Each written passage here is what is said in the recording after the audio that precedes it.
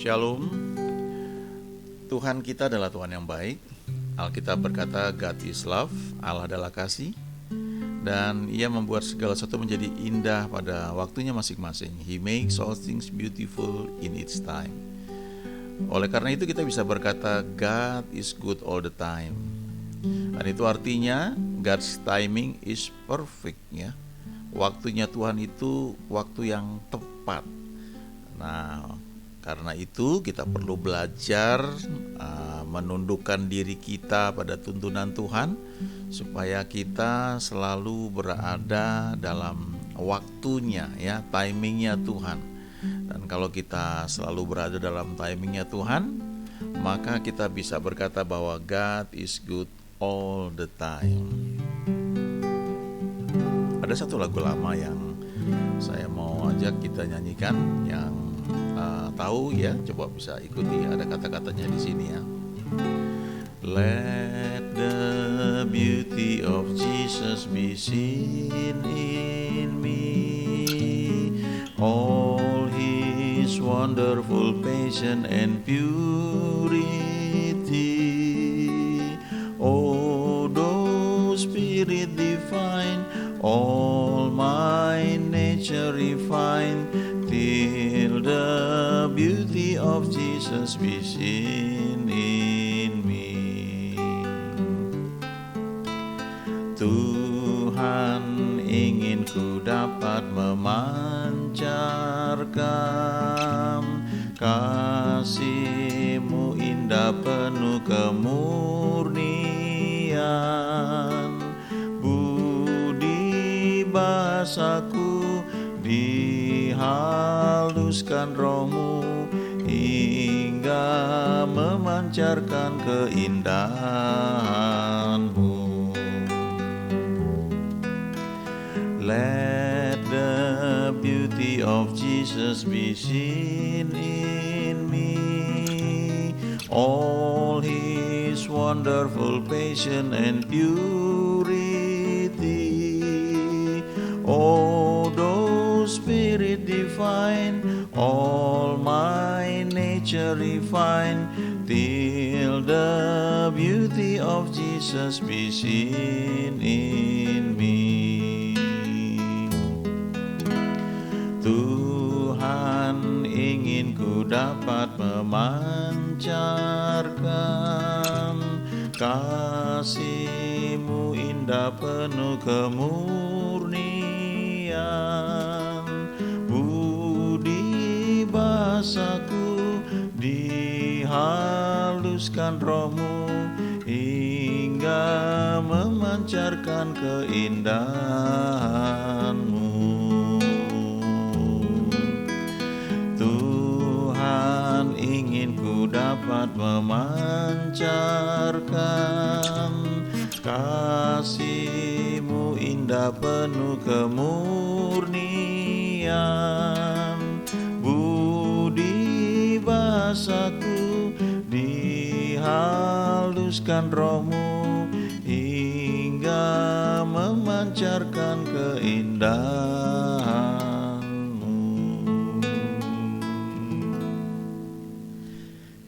Ini lagu yang lama ya, tapi dari lagu ini ada beberapa hal yang bisa kita pelajari. Nah, kita akan lihat ini khususnya dalam kisah Rahel dan Yusuf.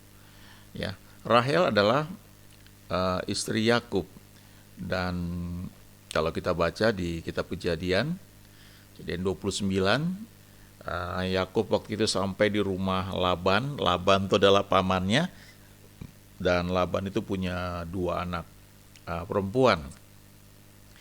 Dan ketika Yakub sudah tinggal sebulan di rumah Laban, dan dia tentunya sebagai keponakan ya, dia tinggal, dia bantuin pamannya. Lalu Laban ini bilang, ya, pamannya ini bilang, masa kamu kerja gratis gitu aja sih, ya, kamu mau apa gitu.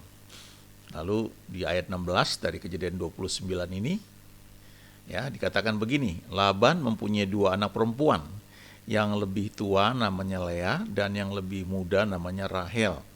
Lea tidak berseri matanya, tetapi Rahel itu elok sikapnya dan cantik parasnya.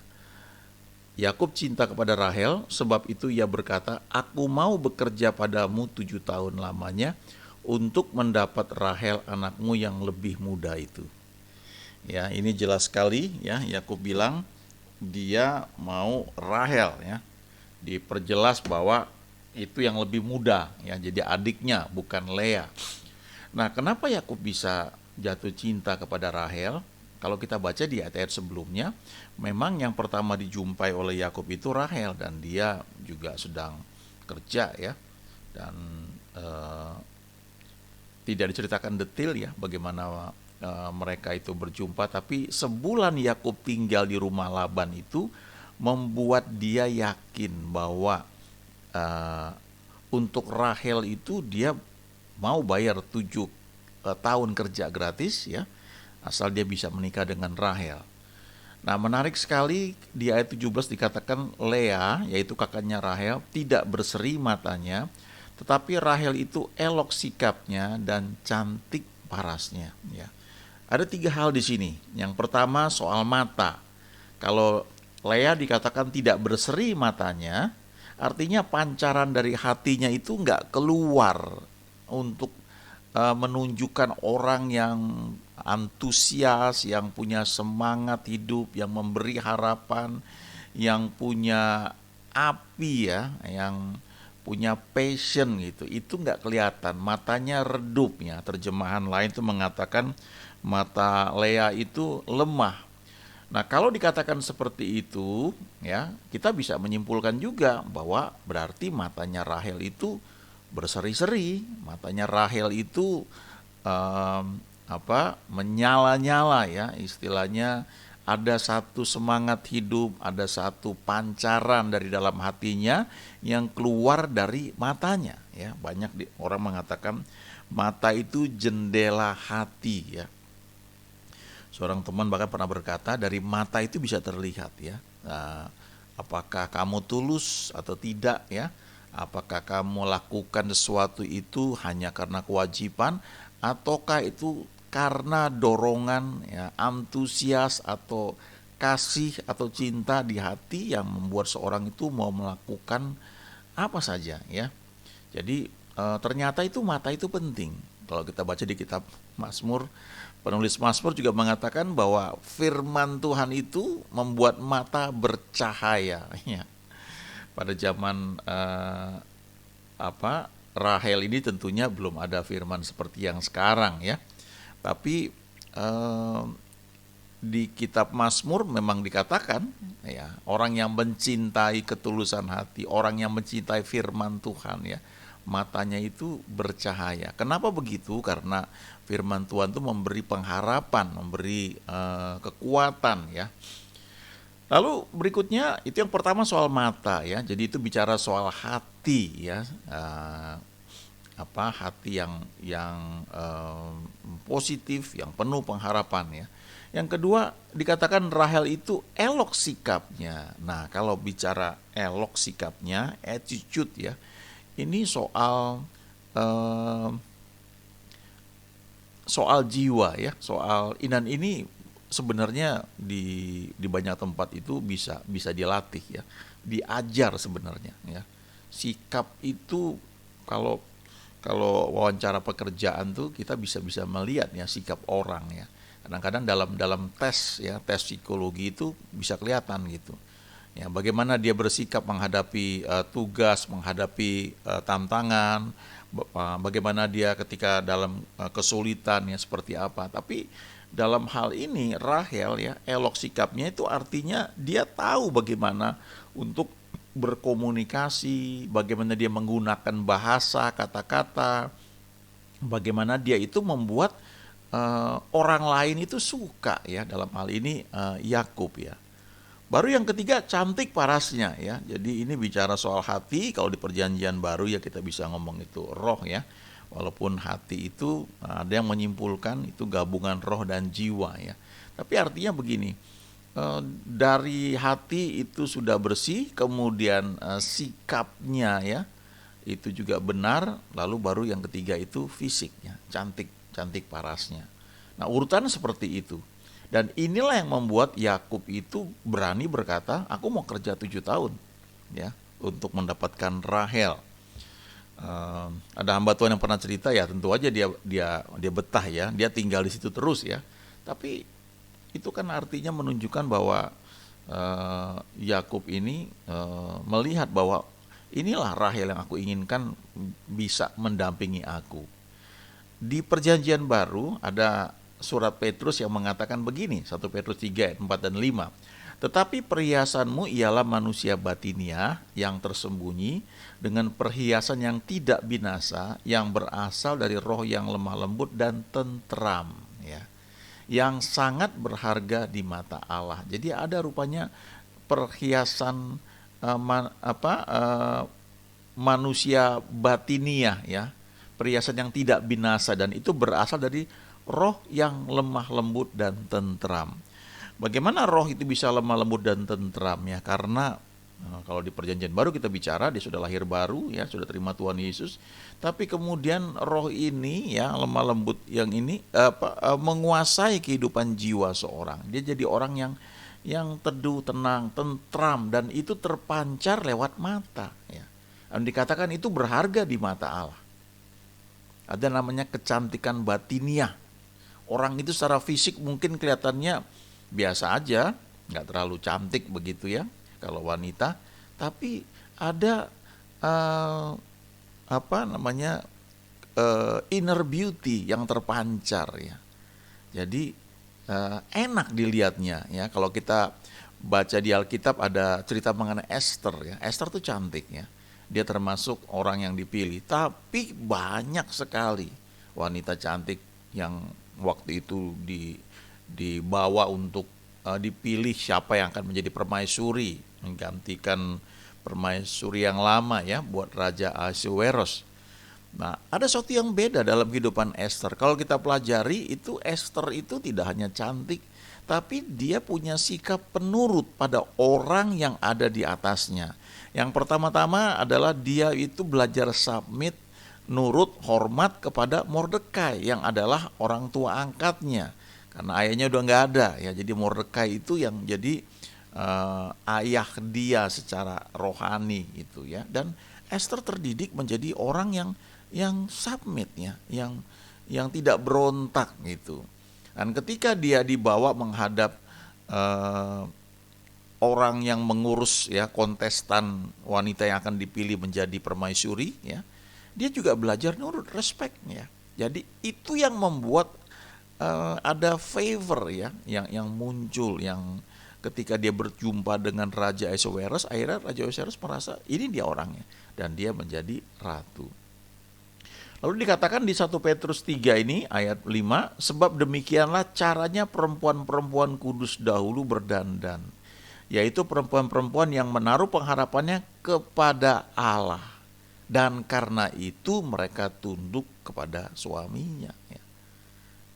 Mereka menaruh pengharapannya kepada Allah, itu yang paling penting, tapi kemudian mereka tunduknya. Ini sikap. Rahel itu punya sikap seperti itu ya. Elok sikapnya. Ya, tidak suka membantah ya. Tidak sok tahu istilahnya ya. Agak unik kalau kita belajar tentang manusia ya. Pria itu termasuk yang tidak suka dibantah ya, apalagi suami ya, walaupun yang benar istrinya ya, tapi cara istri berkata-kata menjawab itu menentukan ya. Ya, kadang-kadang bukan soal salah dan benar, yang penting kamu diam dulu ya, tunduk, jangan ribut begitu.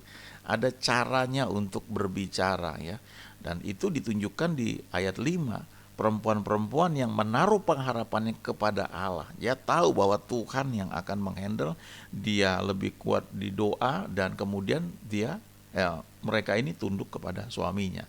Nah, sekarang kita lihat Yusuf ya. Tuhan menyertai Yusuf. The life of Joseph ya in review. Ini ringkasan dari kehidupan Yusuf. Yusuf ini anak ke-12 dari 13 bersaudara ya, anak-anak Yakub ya. Yusuf dilahirkan oleh Rahel, ya, istri yang sangat dicintai oleh Yakub. Ya, Yakub itu punya 4 istri, ya. Lea dan Rahel itu yang pertama, kemudian Rahel kasih budaknya yang namanya Bilha untuk menjadi istri Yakub juga supaya dia punya anak, ya. Karena Rahel waktu itu mandul, kemudian Lea memberikan budaknya juga namanya Zilpa untuk bisa memberikan anak lagi, ya. Jadi total anak-anak Yakub itu ada 13, yang 12 itu 12 laki-laki, 1 orang perempuan. Nah, Yusuf ini anak nomor 12. Setelah itu lahir Benyamin. Lalu dikatakan Yusuf ini favor by his father. Jadi dia dikasih, ya, diistimewakan, menjadi favorit bapaknya. Kenapa? Karena Yusuf itu lahir pada masa tuanya, dan Yusuf itu lahir dari Rahel, ya, istri yang dia cintai.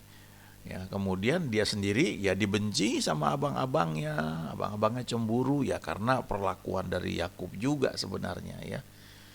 Kemudian dia dijual, ya, karena abang-abangnya cemburu, abang-abangnya menolak dia, lalu dia dijual, dan kemudian dia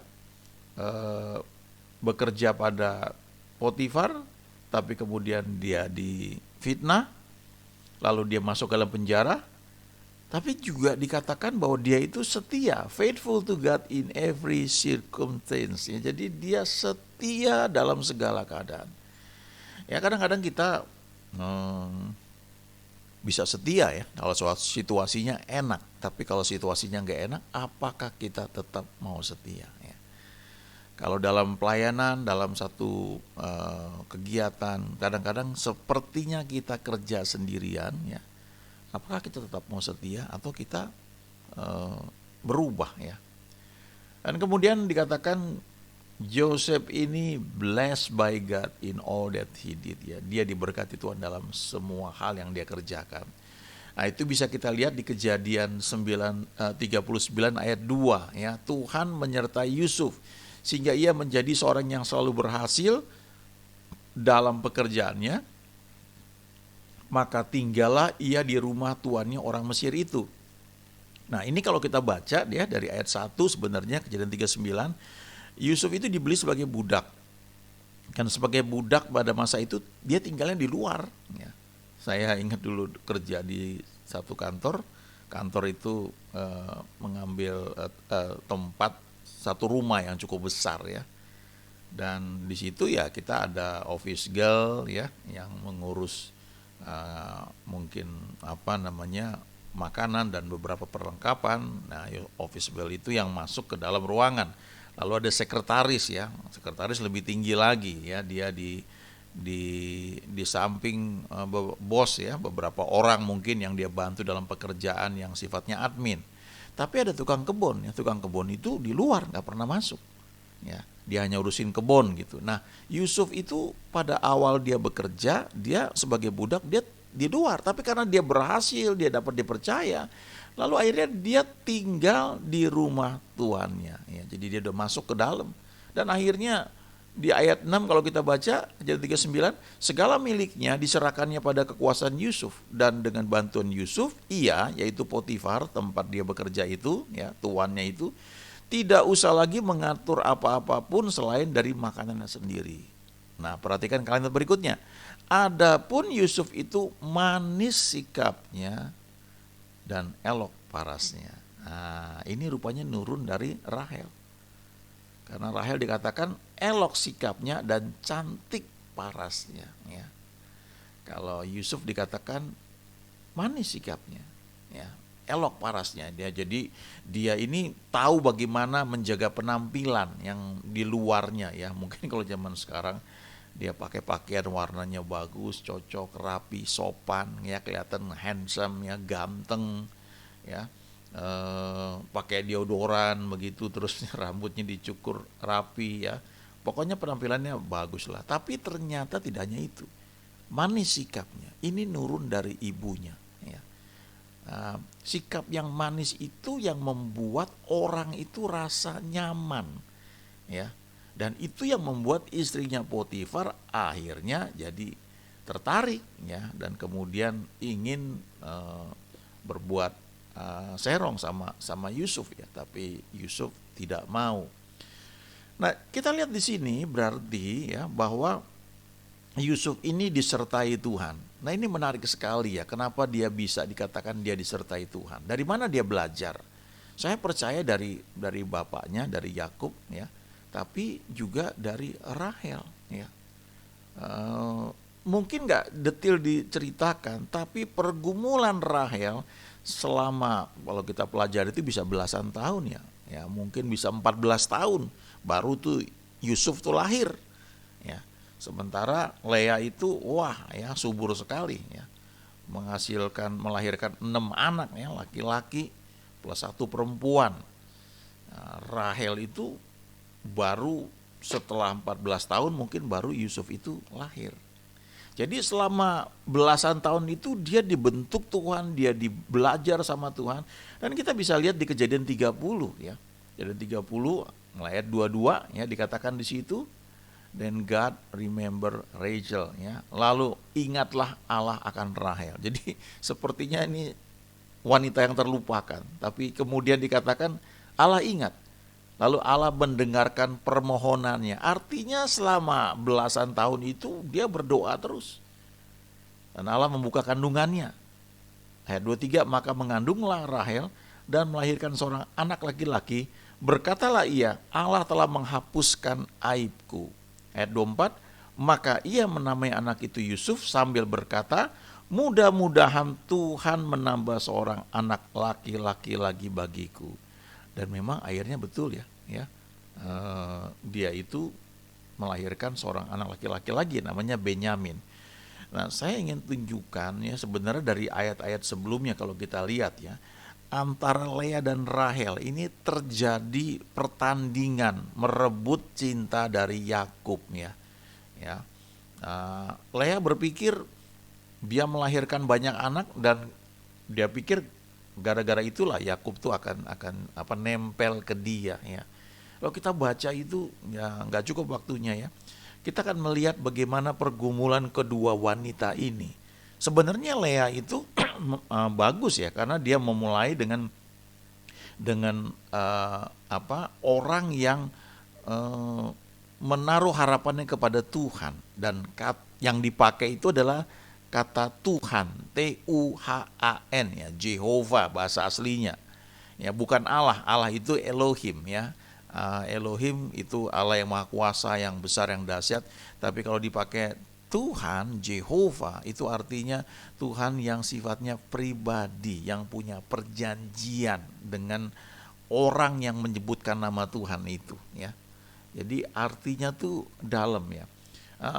Lea sebenarnya memulai dengan hubungannya dengan Tuhan, dengan Jehovah. Tapi kemudian perhatiannya begitu tersita untuk bisa merebut perhatian Yakub ya, sehingga ujung-ujungnya kalau kita baca ya, ketika dia berbicara, dia berdoa, awal dia menggunakan Jehovah, belakangan dia menggunakan Elohim ya. Itu ada arti-arti yang beda ya. Sementara Rahel awalnya ya, dia mungkin merasa karena Yakub itu adalah suaminya yang mencintai dia, jadi dia lebih fokus kepada suaminya, barangkali seperti itu ya. Sehingga di awalnya dia bahkan nggak kelihatan dia mengucap syukur kepada Tuhan ya. Malah ketika dia nggak punya anak, dia protes, dia marah sama Yakub, berikan aku anak, kalau tidak aku akan mati. Nah, Yakub juga waktu itu terpancing ya. Memangnya aku Allah gitu yang kalau menghalangi engkau untuk punya anak gitu. Dan kemudian Rahel kasih Bilha ya, supaya Bilha itu budaknya bisa melahirkan anak untuk Rahel gitu. Nah, ketika akhirnya Rahel ini punya anak ya, dan dia beri nama Yusuf di ayat 24 ini, nah ini perhatikan ya, dia berkata begini, mudah-mudahan Jehovah ya, Tuhan. Dia nggak pakai kata Allah lagi atau Elohim, dia pakai kata Jehovah. Mudah-mudahan Tuhan atau Jehovah menambah seorang anak laki-laki lagi bagiku. Nah, ini sebenarnya cermin dari pergumulan dia yang membawa dia kenal Tuhan secara pribadi, mengenal nama Tuhan. Saya percaya Yakub juga cerita lah, pasti namanya orang yang dia cintai, pasti dia cerita ya. Tapi cerita itu kan pengetahuan, knowledge. Kita bisa kenal Tuhan itu bukan hanya karena knowledge. Tentu kita percaya ada pekerjaan Roh Kudus, tapi butuh pengalaman. Kekristenan itu bicara soal pengalaman, berjalan bersama Tuhan. Kata Kristen itu Christians ya, itu artinya Christ-like ya, seperti Kristus, dan Kristus itu artinya yang diurapi. Di Antioquia pertama kali murid-murid disebut Kristen, itu artinya Christ-like, seperti Kristus. Jadi nampak sebagai orang-orang yang diurapi. Kenapa diurapi? Karena ada hubungan dengan Tuhan, ada pengalaman bersama Tuhan. Pengurapan itu bukan sesuatu yang diperoleh karena teori, bukan, tapi karena perjumpaan dengan Tuhan, mengenal Tuhan, makanya disebut Christ-like, Christian ya. Menjadi orang yang serupa Kristus, orang-orang yang kelihatan bahwa ini diurapi. Sama seperti Daud ketika dia diurapi di hadapan abang-abangnya, dikatakan bahwa sejak saat itu berkuasalah roh Allah atas Daud. Jadi kelihatan, terlihat gitu. Nah, ini kemudian membentuk Yusuf. Memang gak diajar, gak dituliskan ya. Tapi lihat ayat 21, Tuhan menyertai Yusuf dan melimpahkan kasih setianya kepadanya dan membuat Yusuf kesayangan bagi kepala penjara itu. Kok bisa begitu? Saya percaya pasti ini terdidik dengan baik ya, dari Yakub dan juga dari Rachel juga, dari Rahel juga. Ayat 22, sebab itu kepala penjara mempercayakan semua tahanan dalam penjara itu kepada Yusuf dan segala pekerjaan yang harus dilakukan di situ dialah yang mengurusnya. Lalu ayat 23 ini luar biasa ya. Kepala penjara tidak mencampuri segala yang dipercayakannya kepada Yusuf karena Tuhan atau Jehovah menyertai dia dan apa yang dikerjakannya dibuat Tuhan atau Jehovah berhasil. Yusuf ini kenal Tuhan, kenal Jehovah secara pribadi. Dan itu yang membuat dia kuat sehingga waktu dia di penjara pun tetap dia bisa menjaga hidupnya itu benar. Ya. Kita lihat Amsal 22 ayat 11 ya. Dikatakan di sini, orang yang mencintai kesucian hati dan yang manis bicaranya menjadi sahabat raja. Ini ayat yang pentingnya. Saya terus terang baru belakangan artinya bukan dari awal ya, mengerti ayat ini. Ada dua hal di sini yang membuat seorang itu menjadi sahabat raja. Yang pertama adalah hatinya suci, tulus, ya. Pure heart, ya. Dan yang kedua itu manis bicaranya, cara ngomongnya itu satu skill yang harus dipelajari. Ada orang-orang tertentu yang sudah terbentuk dengan baik, tapi ada yang perlu belajar.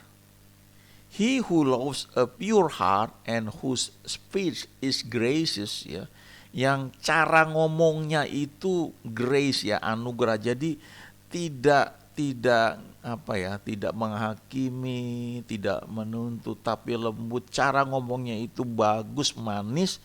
Ya, will have the king for his friend, akan menjadi sahabat raja. Ya. Manis bicaranya ini bisa dipelajari. Tapi kesucian hati itu dari dalam ya. Itu sebabnya ya, tidak cukup hanya manis bicaranya, perlu ketulusan hati ya. Orang yang mencintai kesucian hati, hatinya tulus, hatinya suci. Tapi juga hati yang tulus, hati yang suci itu yang paling penting, paling utama. Harus belajar juga bagaimana cara berbicara, cara menyampaikannya.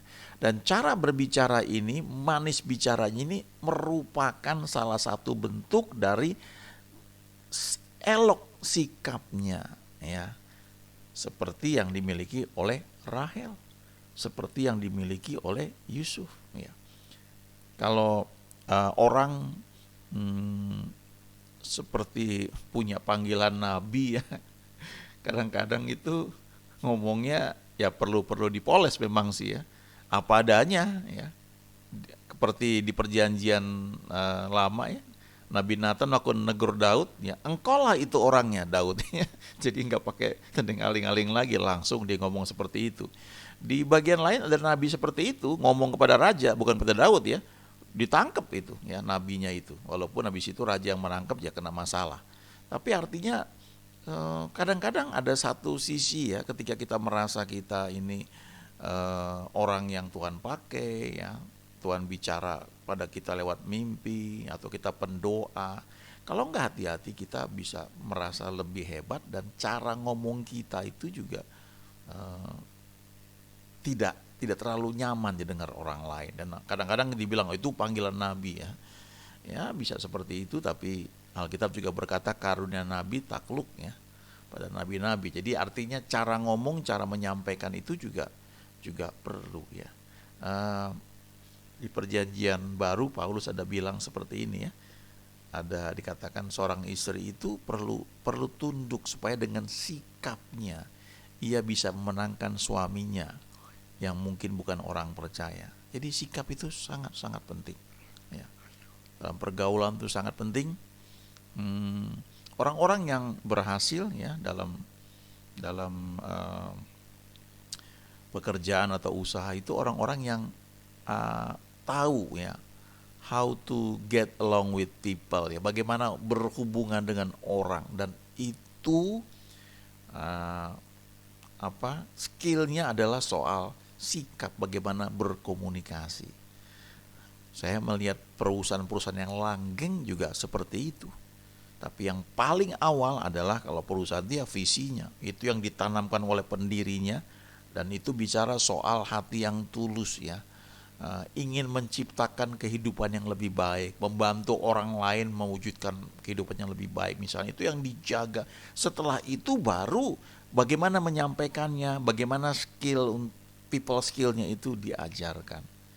Dan ini yang dimiliki oleh Rahel, sehingga Yakub itu walaupun ditipu sama Laban, sehingga harusnya cuma bekerja 7 tahun malah jadi 14 tahun, karena awalnya dia cuma dikasih Lea, lalu dia bayar semua itu 14 tahun, dia kerja lagi 6 tahun, dia bisa kuat di sana. Kenapa? Karena ada Rahel, itu pendampingnya ya.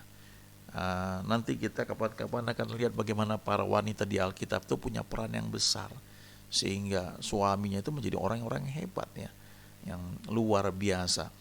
Nah itu Rahel, ini juga yang dimiliki oleh Yusuf, sehingga Potifar merasa nyaman, aman ya. Dia nggak usah pusing lagi, kasih Yusuf aja. Nah ketika masuk penjara tetap juga begitu Yusuf ya. Sikapnya bagus, sehingga kepala penjara merasa aman, udah percayakan aja sama Yusuf. Dia nggak akan macam-macam, dia orangnya tulus ya, hatinya suci, dan kemudian dia tahu bagaimana bersikap. Nah ini dua hal yang perlu kita belajari seumur hidup kita ya ternyata ya, sehingga kita bisa mengalami bahwa God is good all the time ya. Untuk mengalami bahwa God is good all the time memang perlu kerjasama. Perlu dari kita memutuskan untuk percaya firman-Nya bahwa God is love, Allah adalah baik, Allah adalah kasih, dan Dia membuat segala sesuatu menjadi indah pada waktunya masing-masing. Dan dengan sendirinya kita akan melihat bahwa God's timing is perfect ya. Waktu Tuhan itu yang paling sempurna, paling tepat. Dan kita bisa berkata, karena kita ngalami, bahwa God is good all the time. Amin.